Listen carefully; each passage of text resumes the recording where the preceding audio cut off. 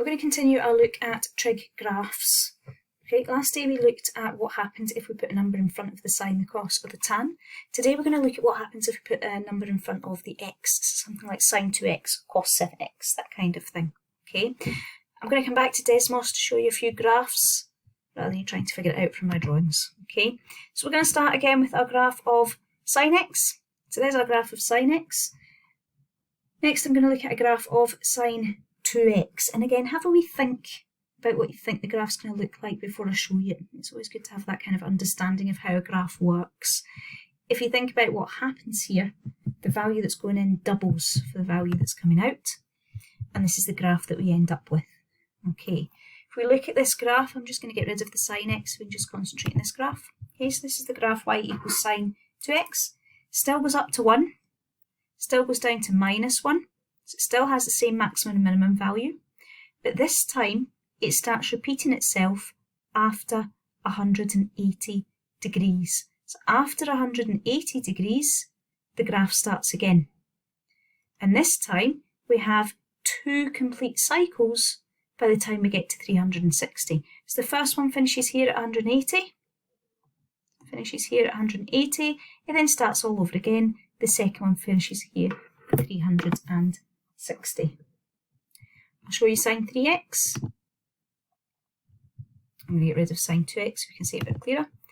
Still goes up to 1, still goes down to -1. So putting a number in front of the x doesn't change the maximum and minimum value of the graph.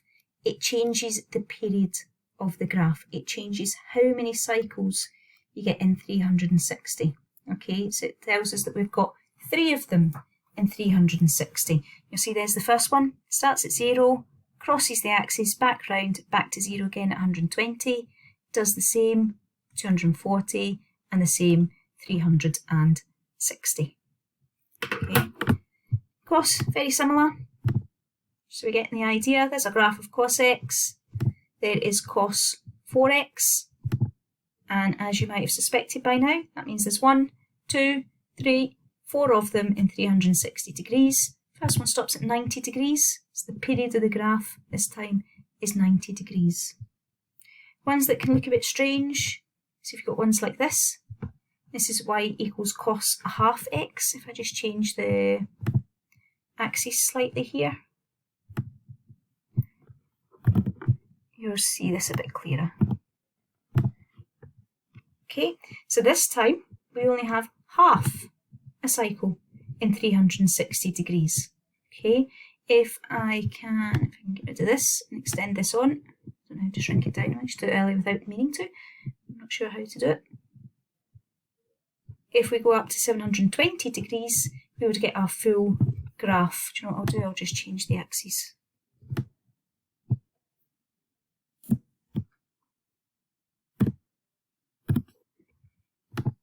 If we go up to 720 degrees there, you'll see our full graph. So the period of the graph will be 720 degrees, and in 360 degrees, we just get half a cosine graph. Okay, look at tan as well. There's my graph of tan x. Change my axes back, so you can see this a bit clearer. There we go. There's our tan graph. Tan 2x, looks like this. I'll get rid of that first one so we can see it a bit clearer. Same thing happens here as it does with the other graphs. So it doesn't affect the maximum minimum value when we're looking at the number in front of the graph, because tan doesn't have a maximum and minimum value. It does change the period of the graph though, because tan graph does have a period. Okay, so if we're looking at this one now starts to repeat every 90 degrees. So there's 1, there's 2, so the period of this graph is 90 degrees, and we have 2 tan graphs in the 360. So 2 of what we'd call our normal tan graphs in the 360. Technically we have 4 in the 360 because we normally have 2 in the 360. So that is what happens if you put the numbers in front of the x. It changes how many there are in 360 degrees. Okay, I'm going to go back to our notes now, make a couple of wee notes about this. Most of this is already filled in for you again. Okay, so in your graph then, sin bx, cos bx, it changes the period of the graph. So it changes where it crosses the axis, and it changes where your maximum and minimum values are. So if we think about this graph here, normally our sine graph would finish here. So it would normally start at 0, up to 1, see if I can draw over this without being too disastrous, down to -1, back to 0, and that would finish. But this time we've got a second complete cycle in, so that there would be the graph of y equals sine 2x. Same with this one, still goes up to 1, down to -1, but we've got 1, 2 graphs in 360, so again that would be y equals cos 2x.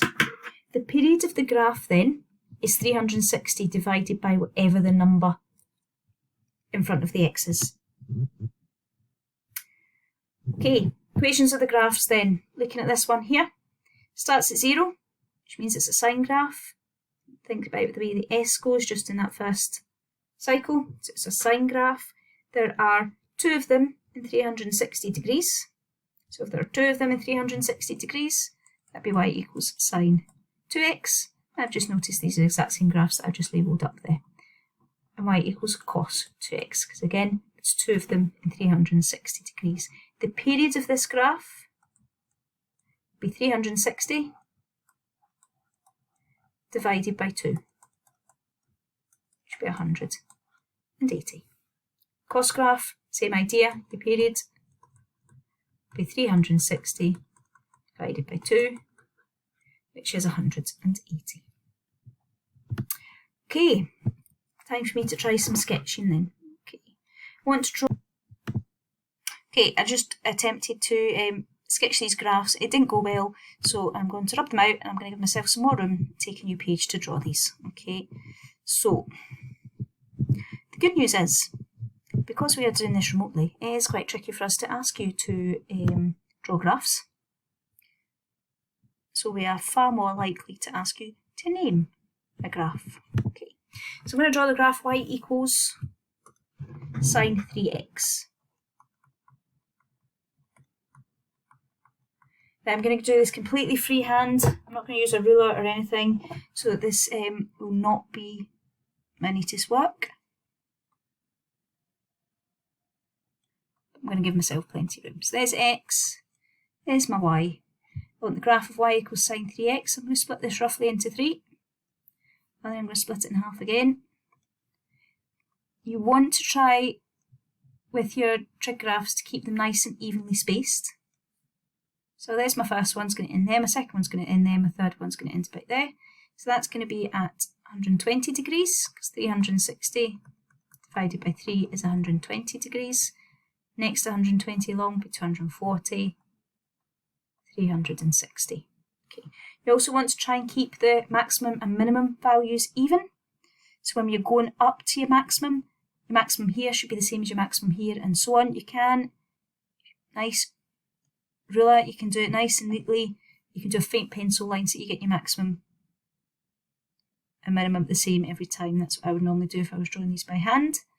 I'm just going to try and do it freehand just now, because any time I take a ruler out on this, it seems to take me about half an hour to get rid of it. Right, well that was better than my first attempt. So that's my graph of y equals sine 3x. Okay. Now, when you're looking at your points on the axes, these are all evenly spaced. So if that's 120, that halves it, so that's 60. That would be 180. That would be 300. That's why these should all be evenly spaced, because it is symmetrical. Okay. This part at the end should look exactly the same as that start part at the beginning. It just wasn't quite as neat. Maximum value needs to be added on. Maximum value is 1. Minimum value is -1. Okay. Next one then is y equals cos 4x, not 4 cos x.